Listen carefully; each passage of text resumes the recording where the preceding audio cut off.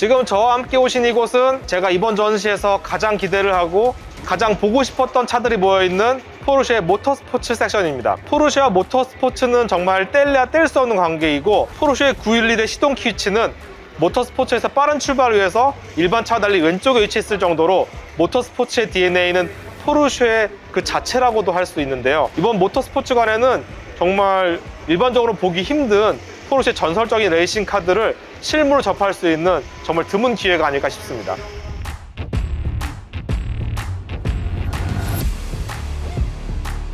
포르쉐의 강력하지만 불안정했던 917은 점차 여러 개선을 거치면서 무적의 존재로 진화했지만, 니르부르크링이나 타르가 플루이와 같은 구불구불한 트랙에는 그리 어울리는 차는 아니었어요. 좀 더 고속의 서킷에 적합했던 차였기 때문이죠.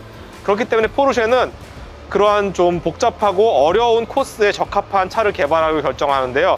그 정점에 이른 게 바로 이 908-3입니다. 908-3은 이런 내구 레이스에 참가하는 차량 치고는 정말 작은 패키징인데요. 어느 정도로 차가 작냐면은 여기 보시면 그 운전석의 위치를 한번 보십시오. 드라이버가 발을 쭉 뻗으면은 이 앞차축 앞쪽으로 드라이버의 발이 튀어나올 정도로 차가 작습니다. 게다가 이 차체는 수지로 만들어져 있기 때문에 약간 반투명한 성질을 띠고 있는데요. 지금은 이제 도색을 했기 때문에 보일 일이 없겠지만, 만약에 도색을 하지 않았다면 앞에서 볼 때 드라이버의 발이 그대로 비칠 정도로 작은 패키징을 자랑하는 차입니다. 여기 전시된 차량은 1970년 타르가 플로리에서 2위를 차지한 차량인데요. 이 타르가 플로리에서 포르쉐는 원투 피니시를 달성합니다. 총 4대의 908-3이 참가했는데, 각각의 908들은 이렇게 트럼프 마크를 달고 있는데요.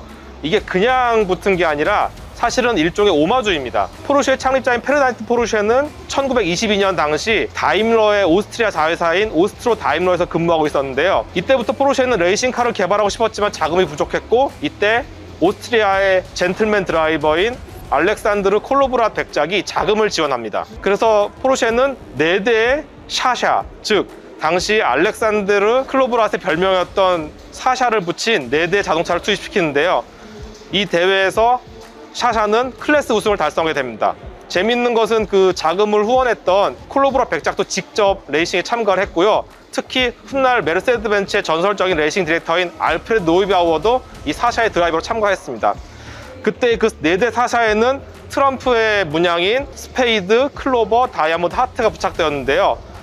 이제 포르쉐는 1970년 타르가 플로에 참가할 때 4대 908을 투입시키면서 그것에 대한 오마주로 각각의 차에 똑같이 클로버, 스페이드, 하트, 다이아몬드를 부착했다고 합니다.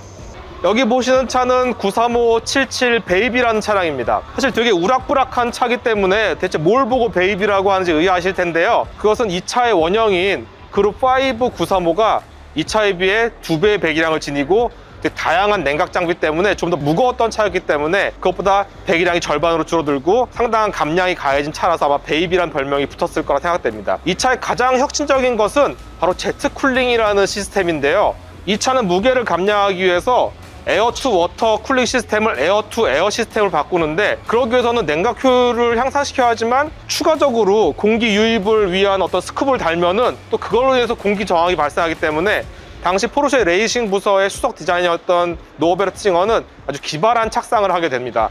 바로 배기가스가 나가는 압력으로 인해서 이 흡입구의 그 내부의 압력을 낮춰서 자연스럽게 바람이 더 빠르게 들어가게 하는 그런 구조를 만들었던 게 바로 제트쿨링 시스템인데요. 이러한 시스템의 기본 원리는 어떤 베르느 효과를 극대화하기 위해서 보통은 배기구가 차량의 뒤쪽에 위치하는데, 이 차는 배기구를 측면에 하나만 설치했습니다. 그 이유는 유속이 차량의 뒷면보다는 옆쪽이 더 빠르기 때문에 배기가스를 좀 더 빠르게 고속으로 뽑아올 수 있기 때문이죠. 그렇게 해서 여기서 배기가스가 강하게 나오면서 압력이 줄어들면은 그 힘으로 인해서 이런 작은 스쿠브에서도 좀 더 많은 공기를 유입시켜서 훌륭한 냉각 효과를 달성할 수 있었다고 합니다. 포르쉐 959는 원래 목적인 그룹 B에는 참가하지 못하게 됐지만 그 아쉬움을 달래기 위해서 파리 다카르 랠리에 참가하게 되었는데요. 첫 출전인 1985년에는 한 대도 완주하지 못했지만 다음해인 1986년에는 무려 1, 2, 6위를 모두 달성하는 쾌거를 이루게 됩니다. 포르쉐 917은 포르쉐 모터스포츠 활동에서 정말 빼놓을 수 없는 존재입니다. 917이 자동차 경주에서 달성한 총 주행거리는 그로부터 30여 년이 지난 후에 아우디가 간신히 깰 수 있을 정도로 917이 이루었던 성과는 엄청난데요. 그런 만큼 정말 다양한 리버리가 포르쉐 917에 적용되었고, 점잖은 걸프 포르쉐의 리버리도 있지만 뭐 사이키델릭한 문양도 있고, 하지만 가장 눈에 띄고 또 어느 정도 논쟁을 야기했던 그런 리버리는 바로 여기 보이는 핑크 피그가 아닐까 싶습니다. 이 핑크 피그는 사실은 포르쉐 917의 롱테일과 숏테일의 장점을 모두 한번 조합해보고자 한 하이브리드 실험체였고, 특이하게도 포르쉐 모터스포츠 부서에서 단독으로 한 것이 아니라 프랑스의 세라라는 디자이너랑 협업해서 만들어진 그런 바디입니다.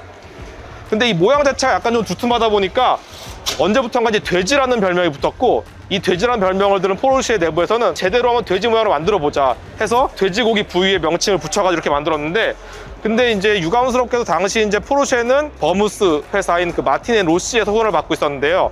그 회사의 이제 오너였던 이제 로시 백작은 이러한 그 돼지 문양이 약간 일종의 모욕적으로 생각을 해가지고 이 핑크 피그에다가는 정말 일체 마티니의 로고를 붙이지 말라고 요청을 했다고 합니다. 사실 그 당시엔 되게 당혹스러운 해프닝이었겠지만 이 핑크 피그의 그런 모양을 그대로 유지할 수 있는 계기가 아니었을까 싶습니다. 마티니 로고도 하나 없이 정말 그 재치 있는 이 돼지 부위가 그대로 남아 있었기 때문에 뭐 그런 로시 백작의 고집은 이런 아이코닉한 차체가 그대로 유지될 수 있는데 어떤 큰 공헌을 한 것이 아닐까, 이렇게 생각을 합니다. 사실 앞에 718을 설명드릴 때 이제 스포츠 레이싱카에 대해서 간단히 말씀을 드렸는데요. 사실 스포츠 레이싱카는 어떻게 보면은 우리가 일상적으로 타고 다니는 차로 하는 경주라고 생각하시면 돼요. 그렇기 때문에 경주용 차지만 운전석과 보조석도 있어야 되고, 그리고 스페어 타이어도 달아야 되고, 심지어 짐칸도 있어야 됩니다. 이게 규정이에요.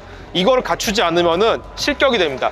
그렇기 때문에 이러한 초고성능 차지만 이 뒤에 보시는 빨간색이 사실은 짐칸입니다. 어떻게든 이 차체에다가 스페어 타이어도 쑤셔 넣어야 되고 짐칸도 쑤셔 넣기 때문에 정말 초고성능 차이지만 어떻게든 이렇게 짐칸을 배치하는 그런 모습을 보는 것도 이러한 그 스포츠 레이싱카를 이제 살펴볼 때 하나의 재미있는 포인트라고 저는 생각을 하고 있어요.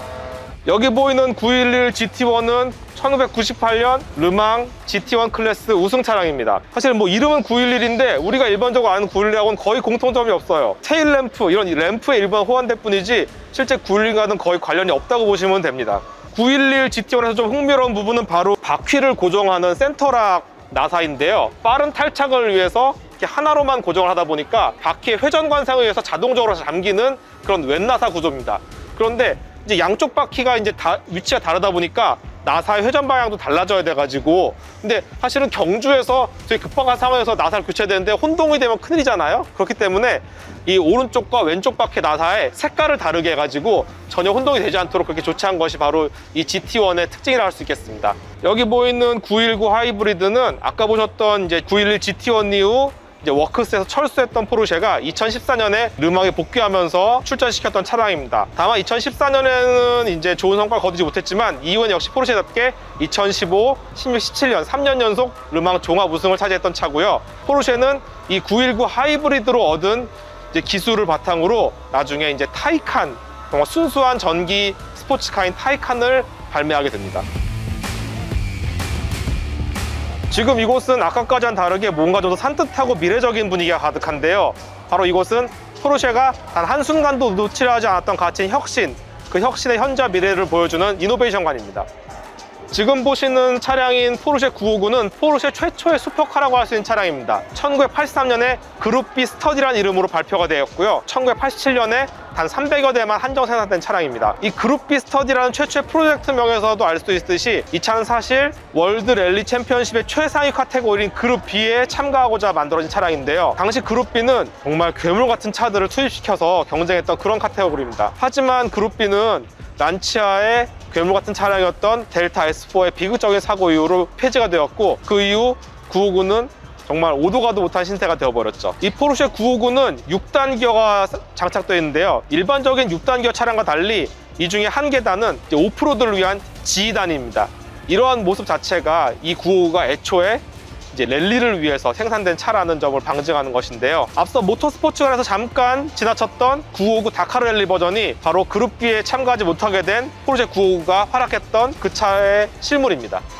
여기 보이는 카레라 GT는 포르쉐 959에서 시작된 포르쉐 슈퍼카의 계보를 잇는 차량이라 보시면 됩니다. 앞서 모터스포츠관에서 잠깐 보셨던 911 GT1이 후경에서는 도로용 버전이 25대가 만들어졌거든요. 바로 그 911 GT1 도로 버전의 후계자가 바로 이 카레라 GT입니다. 이 카레라 GT의 좀 특이한 점, 눈여겨보시면 좋을 점은 바로 이 안쪽에 있는 그 시프트 노브가 나무로 된 것을 특징으로 보시면 되는데요. 이 나무로 된 시프트 노브는 포르쉐 908과 917에서부터 이어온 전통인데, 이 금속으로 된 시프트 레버가 급격히 과열되는 경우가 있거든요. 그 고성능 스포츠카의 경우에는 과열된 시프트 노브가 만약에 금속으로 되어 있다면 드라이버의 손에 심각한 화상을 일으킬 가능성이 있기 때문에 그 당시부터 그 노브를 나무로 만들어서 화상을 방지했던 것이 나무로 된 노브의 시초고, 시프트 노브가 나무로 된 것이 가진 어떤 그 모터스포츠의 정신을 그대로 유지하기 위해서 이 카레라 GT에도 동일하게 나무로 된 시프트 노브가 장착된 것이 아닐까 생각을 해봅니다. 여기 보이는 타이칸은 포르쉐 최초의 순수 전기 스포츠카입니다. 사실 포르쉐와 전기 자동차, 뭔가 안 어울리는 조합이지만 포르쉐는 이런 선입견을 비웃기라도 하듯이 919 하이브리드로부터 축적한 기술 바탕으로 이러한 순수 전기 자동차를 만들었습니다. 타이칸은 터키어로 힘차게 날 수 있는 말을 의미한다고 하는데요. 바로 그 말은 포르쉐의 휴장 속에 있는 말을 상징하기도 합니다. 여기 보이는 차는 2010년 제네바 모터쇼를 통해 공개된 918 스파이더입니다. 8기통 가솔린 엔진과 전기 모터 3개를 결합시킨 하이브리드 하이퍼카인데요. 당시 이제 포르쉐는 이제 1000명의 이제 구매 수요가 있으면 이 차를 양산하겠다 발표를 했는데, 가격 공개 전까지 구매 의사를 밝힌 사람이 2000명이라고 합니다. 근데 막상 공개된 가격은 50만 유로라고 하는데, 과연 그 가격을 지불하고 살 사람이 아마도 많이 있을 것 같습니다. 지금 보시는 차는 919 스트리트입니다.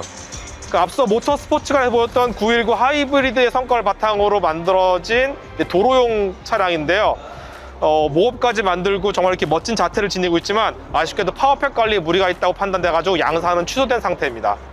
이 차의 첫 공개는 포르쉐의 어떤 컨셉카드를 공개하는 포르쉐 언씬 디자인북을 통해서 처음으로 이제 일반에게 알려졌고요. 이렇게 실물 모업이 공개된 것은 이번 포르쉐 이코넨 전시를 통해서 아시아 최초로 등장했다고 합니다. 주목할 점 중 하나는 디자인 과정에서 한국인 디자이너인 정우성 씨가 참가했다는 점입니다. 모터스포츠 섹션에 있었던 908-3을 가장 좋아하는 차로 꼽겠습니다. 908-3은 아무래도 당시에 이제 이미 포르쉐는 이제 917로 상당히 좋은 성적을 거두고 있었음에도 불구하고 그 레이스 서킷의 특성에 적합한 최적의 공략을 위해서 안주하지 않고 이 908-3 같은 되게 컴팩트한 스포츠카를 만들어서 뉴르부르크링이나 타르가 플로리와 같은 트리키한 서킷에서도 이제 좋은 성적을 거뒀다는 점이 저에게 있어서는 이 908-3이 정말 의미 있는 차량이 생각이 되고요. 포르쉐의 창립자인 페르난드 포르쉐가 그 초기에 만들었던 샤샤 레이싱카에 대한 오마주를 담고 있는 또 차량이라는 점에서 저는 이번 전시에서 가장 마음에 들었던 차로 908-3을 꼽고 싶습니다.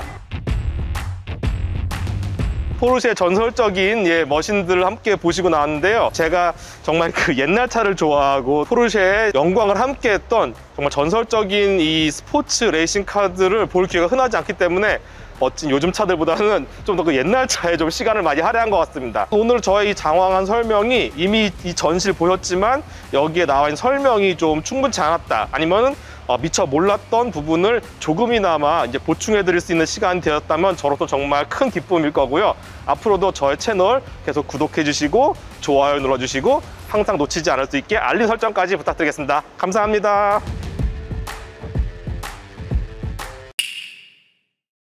저 파우치 구입할 수 있나요? 돼지 파우치. 네. 멀쩡하겠죠? 네. 네, 감사합니다. 네. 개봉샷. 오늘 전시에서 전부터 갖고 싶었던 이 핑크피그 애착 인형을 구입했는데요. 한번 또 언박싱 해야죠. 유튜버의 필수 덕목 언박싱. 제가 오늘 한번 보여드리겠습니다. 짠. 어울리는지 안 어울리는지 모르겠지만 애착 인형 자체 귀여움을 훼손하지는 않았으면 하는 게 저의 유일한 바람이네요. 이거 애기 주실 거예요? 제 건데요? 뭔 소리세요?